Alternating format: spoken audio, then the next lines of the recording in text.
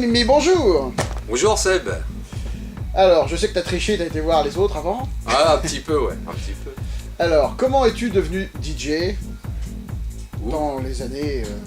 Ouais, il y a un certain temps déjà. 36 ans maintenant. 36 ans. Ouais. Alors, comment tu es arrivé là-dedans? Bah si tu veux, au début, j'étais batteur percussionniste dans des orchestres, des groupes, étant D'accord. plus jeune. Et je faisais des déplacements dans les casinos avec les orchestres de variété. Ouais. Et un jour, je suis tombé sur une amie qui était barman. Elle me dit, on recherche un DJ. Et voilà quoi. Et DJ, bah c'est quoi? Bah viens, le mec va t'expliquer et tout. Et j'ai démarré comme ça. Et le mec qui m'a donné les bases aujourd'hui, c'est le producteur France de Dépêche Mode. Voilà. Ah oui, ça va. Bruno Krelfer. D'accord. Tu es aussi passé par Happy Music, tu as travaillé chez Happy Music. Oui, j'étais alors attaché de presse chez Happy Music. J'ai travaillé 8 ans chez Happy Music, un des plus gros labels en France de house. Et après, j'étais responsable des ventes vinyles chez eux.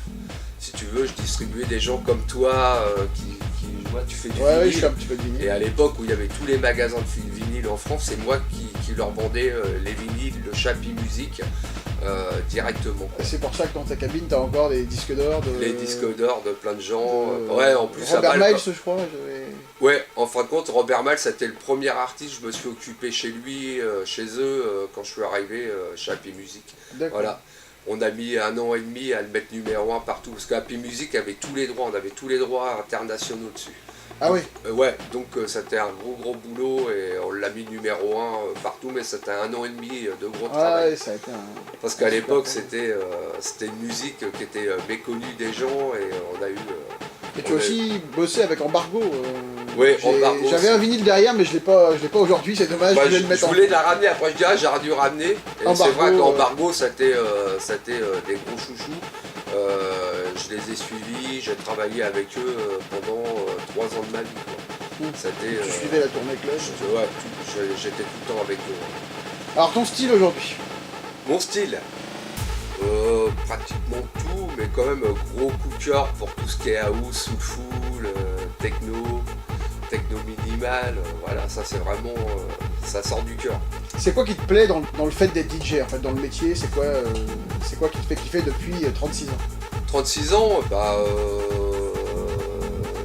la musique, l'ambiance, qu'on trouve de moins en moins quand même en club, les gens sont moins festifs qu'avant quand même. C'est plus difficile. C'est plus difficile, beaucoup plus.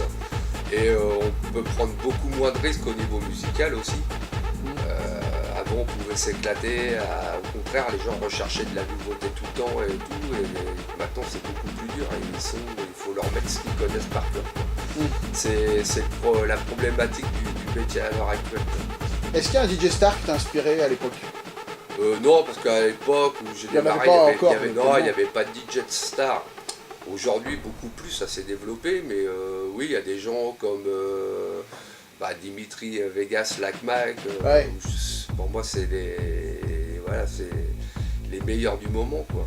Est-ce que tu as un exemple, du coup, sur les 36 ans, d'un morceau pressenti, c'est-à-dire que quand tu l'as entendu avant, tu as capté tout de suite que ça allait devenir un tube, et effectivement... Ah oui, oui, alors oui, gros souvenir de ça, parce que c'était dans les années, c'était en 84 ou 85. J'avais ramené, parce que j'allais chercher beaucoup de disques à l'étranger déjà à l'époque, ouais. Et j'avais ramené Happy Children de P-Lion. Oui, qui est devenu le générique du top 50, je crois. Hein.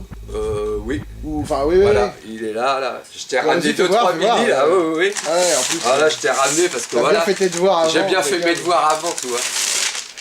Alors. Je sais plus si c'est celui-là, mais je sais que voilà. Y a celui-ci, P-Lion qui est devenu le générique. C'était celui-ci, voilà. Remix 88, d'accord. Voilà. Ok. P-Lion. Et ça, j'avais ramené ça d'Italie à l'époque et carton plein après peut-être 2-3 mois après en France, quoi. Un morceau que tu comprends toujours pas pourquoi ça a marché, le contraire. Non, je vois pas. Tout de suite, je vois pas. T'as pas un exemple précis Parce que les trucs que j'aime pas, je passe pas. Non, j'ai pas vraiment d'idée précise.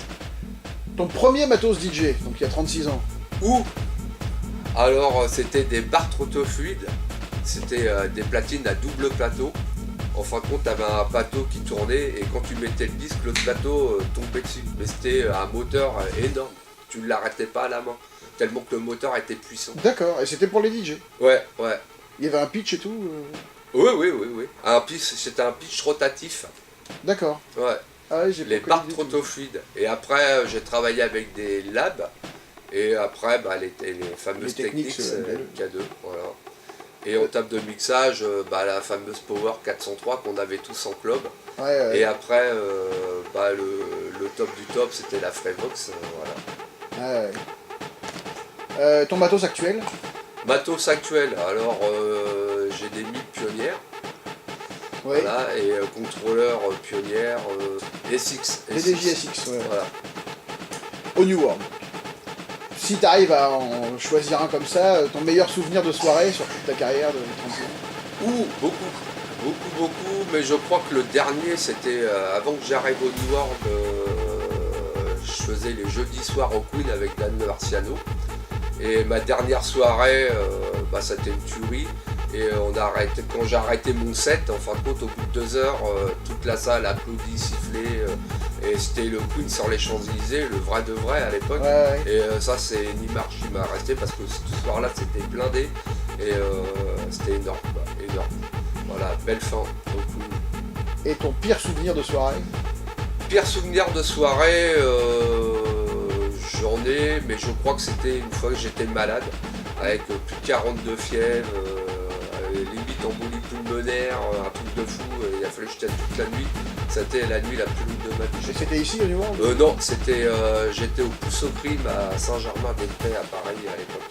D'accord. Ouais. Alors, c'est sûrement pour ça que t'avais ramené les anti-sèches. Donc l'interview classique est terminée, on va passer à le morceau qui représente le mieux pour toi le style de Le musique. style. Quand quelqu'un vient te voir et qui te dit qu'il voudrait un morceau. Dance. Alors, je t'ai ramené 2 choses, tu Ouais. m'excuses, hein. Même 3. Allez, on va faire 3. Je les ai ramenés en vinyle, hein, tant qu'à faire. Alors, gros coup de cœur, le New Order. Ça, c'est vraiment. New Order, faire la pochette. Ah oui, d'accord, la pochette. Ouais, ouais, Ok. c'est les disques de l'époque, hein, les vrais. Hein. Ah ouais. Voilà, le New Order, le Blue Monday. Ouais. Ça, c'est énorme pour. New Wave. Ouais, C'était New enfin, Wave, House, parce que ça a été comme pas mal repris. Il y a beaucoup de DJ actuels qui l'ont repris. Ouais. Voilà, donc ça reste quand même quelque chose de super fort. Après, plus récent. Michael Gray The Weeknd, ouais, Ouais. super morceau. Ouais, super morceau. Et puis vraiment, dans les années 90, j'ai ramené aussi, pour moi, qui reste quand même une base de l'époque, c'est le Robiness, le Show Me Love. Dimitri Vegas, Like Mike, Dimitri Vegas et Like Mike. Ouais. un Tupac. Voilà, Tupac. Tupac. Pour moi, ça sera ça, R. Kelly. Ah, il est excellent celui-là, Home Alone. Ouais, voilà. Il y a une grosse ligne de basse, c'est pour l'époque, pareil, il y a vraiment de la musique, de la vraie musique. Tu m'excuses, la pochette elle est déglinguée, hein, parce que c'est l'original. Ah, c'est l'original, l'original. Ah, tu Get vois, la Down pochette, Saturday Night. celui-là, Ouais. il date de longtemps. Bah, Oliver Chetham, Get Down Get Down Saturday Saturday Night. Night. Voilà. Ça sera Donna Summer. Ouais, bah, Sean la Paul, réponse ouais, qui c'est revient bien, plus, ouais, ouais. voilà. Cassav, Siebois, Dire Straits. Je t'ai ramené ça, alors mon coup de cœur pareil, pour moi, Jamming de Bob Marley. Bon, allez, je vais dire Santana, un repas. Ok, Santana. DJ Mimi, merci. Bah merci Seb, À la prochaine. à bientôt.